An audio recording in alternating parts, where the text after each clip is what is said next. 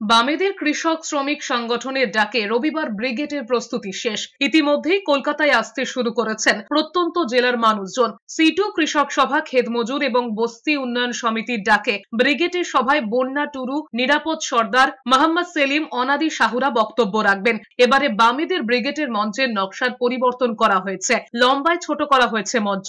গতবার মঞ্চ হয়েছিল পার্ক স্ট্রিট মুখী, কিন্তু এবার ফের ভিক্টোরিয়া হাউসের দিকে হয়েছে। কলকাতার 7 জায়গা থেকে মিছিল করে শ্রমজীবী, কৃষিজীবী, বস্তিবাসীরা যোগ দেবেন রবিবার ব্রিগেডের সমাবেশে। রবিবার হলেও যানবাহন নিয়ন্ত্রিত করা হবে বেশ কিছু রাস্তায়। কেন্দ্র রাজ্যে দুর্নীতিগ্রস্ত সরকার চলছে, কেড়ে নেওয়া হচ্ছে কৃষিজীবীর পাট্টা, চলছে বস্তি উচ্ছেদ, শ্রম কোড এনে শ্রমিকদের পরিণত করা হচ্ছে দাসে। এর সঙ্গে যোগ হয়েছে বেকারত্ব। সারা দেশেই শ্রমিক, কৃষক, সাধারণ মানুষের জীবন জীবিকার উপর আক্রমণ শানিয়েছে কেন্দ্র। একই পরিস্থিতি এ রাজ্যেও, তার বিরুদ্ধেই এই সভা। নেতৃত্বরা আরো জানিয়েছেন 20 মে সর্বভারতীয় ধর্মঘটের সমর্থনেও প্রচার চলছে। ব্রিগেড সমাবেশ থেকেও ডাক দেওয়া হচ্ছে ধর্মঘট সফল করার।